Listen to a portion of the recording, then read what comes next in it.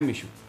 एक तो जो आज सुप्रीम कोर्ट के 5 मेंबर बेंच ने जो फैसला दिया है, जिसकी सरबराही चीफ जस्टिस गुलजार कर रहे थे, वो बड़ा अहम फैसला। जस्टिस एजाजुल एहसन थे, जस्टिस काजी अमीन थे, उसमें जस्टिस मज़हर आलम मियाँ खेल और जस्टिस सज्जाद अली शाह साहब। एक बहुत बड़ा डिसीजन दिया उन्होंने कि एमरजेंसी का ये मतलब नहीं है कि इंसान जो है या लोग जो हैं वो अपने इख्तियारात से बाहर आ जाएं। यानी ये अदालत ने ये कहा है कि ये मामला है कि किसका क्या इख्तियार है। बड़ी देखें, सिस्टम को बचाने की बात हो रही है, इसमें कोई शक नहीं कि अफरा तफरी है, इसमें कोई शक नहीं कि एक बहुत बड़ी आफत है, इसमें कोई शक नहीं कि इस वक्त पूरी दुनिया में ये एक बिल्कुल एक अजाब की सी कैफियत है। लेकिन इसका ये मतलब नहीं कि आप अपने निज़ाम को तितर बितर कर दें, खुद अफरा तफरी फैलाएं। इसका ये मतलब नहीं कि जो लोग जेलों में हैं आप उनको छोड़ना शुरू कर दें। और आज यही इशू था जिस पर 5 मेंबर बेंच ने एक लैंडमार्क जजमेंट दी है। उन्होंने बिल्कुल वो सारे ऑर्डर सस्पेंड कर दिए हैं जो रिहा किए गए। उन्होंने कहा कि ये जो सवाए दहशतगर्दों के जो कई नैब के मुलजम थे, कई दूसरे मुलजम थे, सबको रिहा कर दिया, ये कहकर कि कोरोना ना हो जाए, कोरोना ना हो जाए। आज चीफ जस्टिस साहब ने ये बात कही कि इटली में उन्होंने तो किसी को नहीं छोड़ा, वहाँ पे तो सब जेलों में हैं जो बंद है। भाई जो जेलों में आप उन्हें उसी हिसाब से रखें। आप ये देखें, अगर किसी ने कोई कौमी दौलत लूटी है, किसी ने कोई माल लूटा है, कोरोना के नाम पे आप उसको रिहा कर दें। और फिर दूसरी बात यह है कि जो कुछ भी हो, जिसने भी करना है अपने इख्तियारात के तहत करे, चाहे सुप्रीम कोर्ट है, चाहे एग्जेक्टिव है, चाहे हाई कोर्ट्स हैं, चाहे पाकिस्तान की फ़ौज है, चाहे कोई भी गवर्नमेंट का हिस्सा है। वो जो सारे पिलर ऑफ स्टेट हैं, they should work in according with the constitution, in according with the law. जो जहाँ जिसकी हद है उससे आगे ना जाए। अब क्योंकि ये मामला अदालत में है और अदालत ने बड़ा राइटली ये बात कही। और देखिए, चीफ जस्टिस गुलजार जो हैं वो बहुत ही मुबारकबाद के मुस्तहक हैं। सब लोगों ने कहा, सुप्रीम कोर्ट के प्रेसिडेंट ने जो बार के, उन्होंने भी कहा जी अदालतें बंद कर दें। उन्होंने कहा कैसे बंद कर दें, अलामती तौर पर बैठेंगे। ये पाकिस्तान की जो अदलिया है उसका सबसे बड़ा ये ऑफिस है, ये सबसे बड़ी अदालत है। तो किस तरह हम अदालतों को ताले लगा के बंद करके चले जाएं, खौफ से किस तरह चले जाएं। जहां पर हुकूमत एग्जेक्टिव ये कोशिश कर रही है कि इस बीमारी का हल निकले, इस निज़ाम को बचाना सुप्रीम कोर्ट, यहाँ पर कानून की इंटरप्रिटेशन करना, यहाँ पर जो इदारों के जो इख्तियार है ये मेक श्योर करना कि वो उसी इख्तियार में काम करें, ये सुप्रीम कोर्ट ऑफ पाकिस्तान की एक रिस्पॉन्सिबिलिटी है। और जस्टिस गुलजार बैठे हैं इधर इस्लामाबाद में, आज उनके साथ काजी अमीन साहब थे। काजी अमीन साहब ने भी बड़ी ज़बरदस्त बात कही। उन्होंने कहा हमें सब कुछ सोच समझ के करना है, इस तरह से करना है कि शिराजा ना बिखर जाए।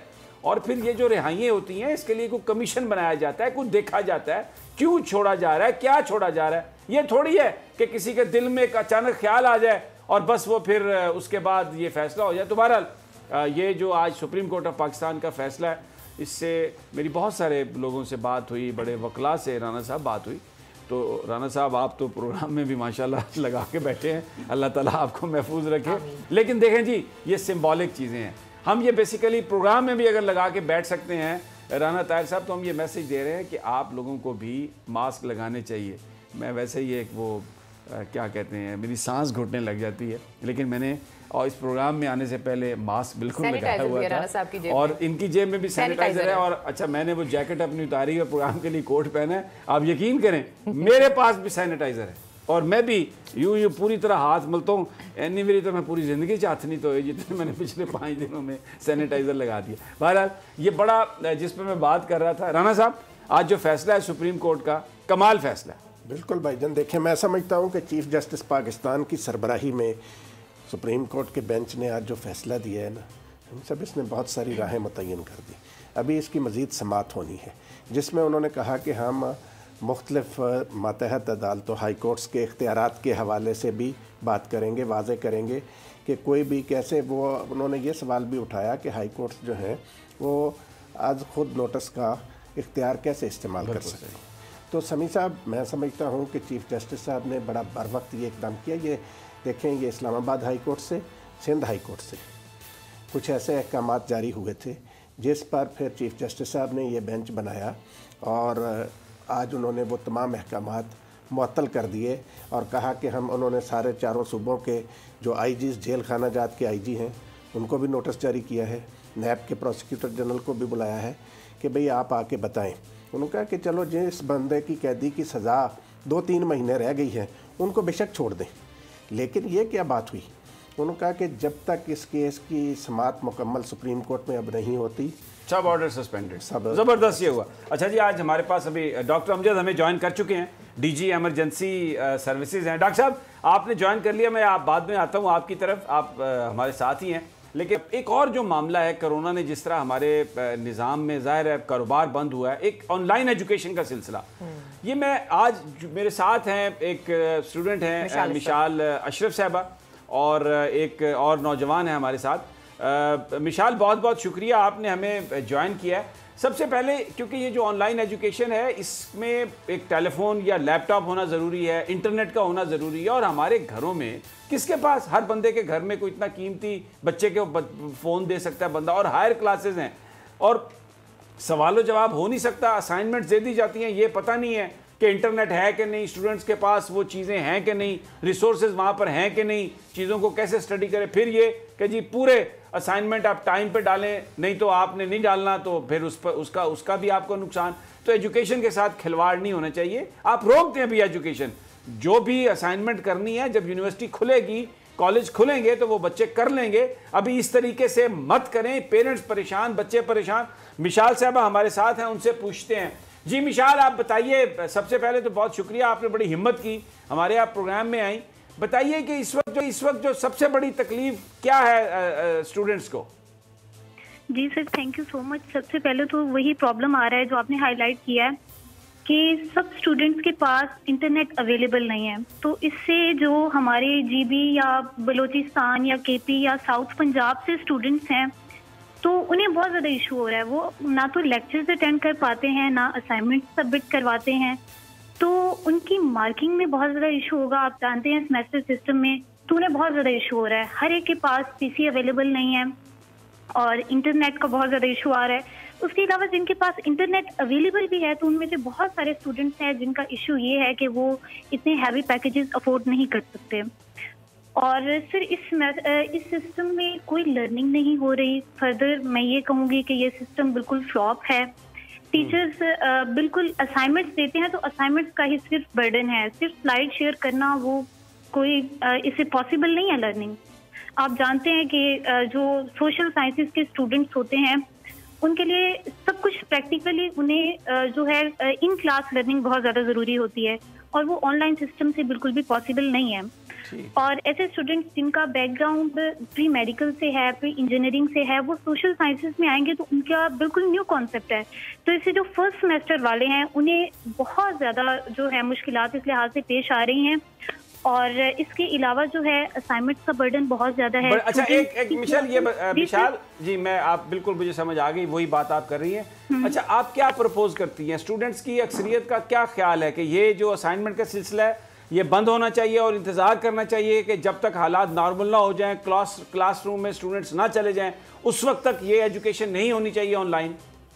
जी सर, बिल्कुल 95% ऑफ स्टूडेंट्स, बल्कि आई वुड से कि 98% ऑफ स्टूडेंट्स वही हैं जिनका यही ख्याल है जो आप बिल्कुल हाईलाइट कर रहे हैं कि जब तक ये सारा सिस्टम ठीक नहीं होता, कोरोना ख़त्म नहीं हो जाता, तब तक कोई ऑनलाइन क्लासेस नहीं होनी चाहिए, क्योंकि इससे स्टूडेंट्स के ग्रेड्स बहुत गिरेंगे। इससे उन स्टूडेंट्स का बहुत ज़्यादा नुकसान हो रहा है जो कि रिमोट एरियाज से हैं, जिनके पास इंटरनेट अवेलेबल नहीं है, और इससे स्टूडेंट्स बहुत ज़्यादा बर्डनाइज हो रहे हैं। तो हमारी ये सजेशन है कि हमें सेमेस्टर ब्रेक दिया जाए, जैसे कि 31 मई तक हुकूमत ने डिक्लेयर किया है कि वो समर वेकेशंस उन्होंने डिक्लेयर की हैं, तो हमारी भी ये समर वेकेशंस डिक्लेयर की जाएं और जून से आगे फर्दर हमारे सेमेस्टर को कंटिन्यू किया जाए। ठीक है विशाल, बहुत बहुत शुक्रिया आपका। और वैसे जो हमारे पास इत्तलात आ रही हैं उस हवाले से जो हायर एजुकेशन कमीशन है उन्होंने कोई इस किस्म का आज एक नोटिफिकेशन भी निकाला है, क्योंकि ये जो आप जिस प्रॉब्लम का जिक्र कर रही हैं ये नौजवानों का मुस्तकबिल है और पाकिस्तान का मुस्तकबिल ये नौजवान है। ख़ास तौर पर जो मेडिकल का शोबा है, इंजीनियरिंग का या सोशल साइंसेस का, यही आप जो तालिब इल्म हैं ये आगे जाके इस मुल्क की बागडोर आपने संभालनी है। इम्पोर्टेंट जो इश्यूज़ है, जो इम्पोर्टेंट पोजीशंस हैं उनको आपने लीड करना है। तो ये बिल्कुल जो इस तरह का जो खिलवाड़ है वो नहीं होना चाहिए। अभी हमारे ब्यूरो चीफ मुर्तज़ा जब हम ये बात कर रहे थे तो मुझे उन्होंने कहा कि ये इस कदर प्रॉब्लम है कि अब बच्चे जो हैं घर में, जो छोटी क्लासेस के बच्चे हैं वो भी ऑनलाइन एजुकेशन पे लगा दिए गए हैं।